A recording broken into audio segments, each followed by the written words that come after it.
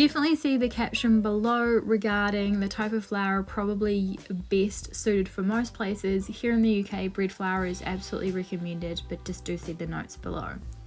For our dough, we want to place our flour into a large bowl, stir well through it, then pour in our neutral oil, so sunflower or rapeseed works a charm here, our lukewarm water and our salt. We want to stir that all together until it forms a shaggy dough.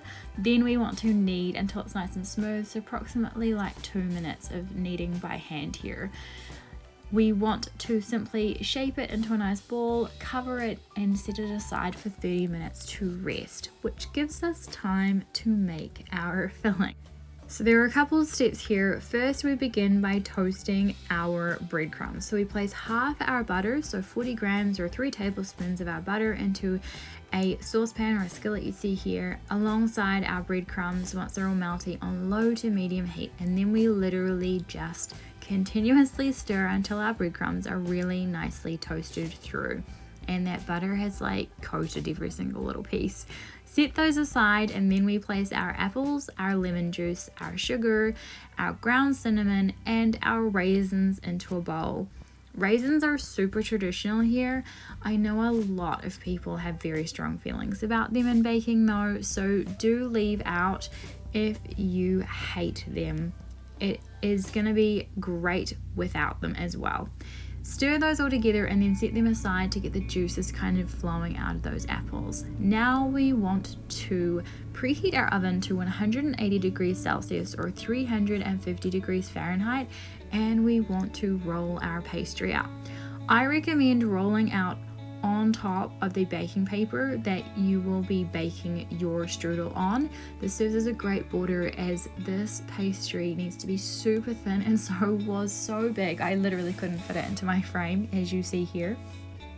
Now we want to scatter half the breadcrumbs over the central section of our pastry. Want to leave a really good lip on all sides, but because that is what creates those layers.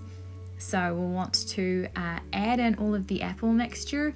Make sure not to include any of the liquid in the bottom of your bowl, which will likely have formed. Scatter over the remaining breadcrumbs, and then on all the areas of the pastry that have got no filling on them, make sure that you brush over the remaining 40 grams of butter or 3 tablespoons, and that will help our pastry stick together.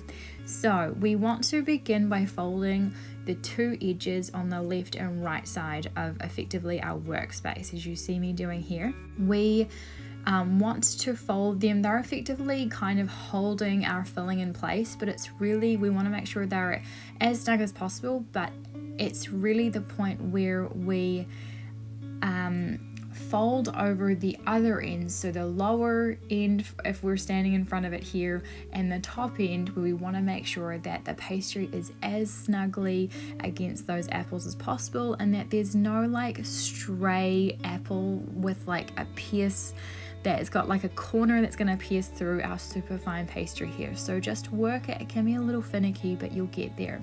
Once we've got our pastry as nicely covering it, those apples as possible, then we'll want to cover with the remaining melty butter, so that butter is just gonna seep through all those beautiful layers.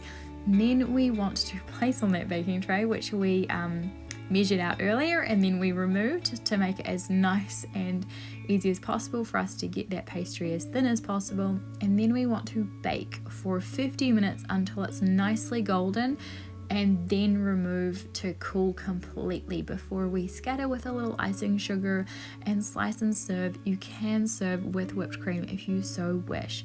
But here it is. Do let me know your thoughts in the comments below and subscribe for more videos like this.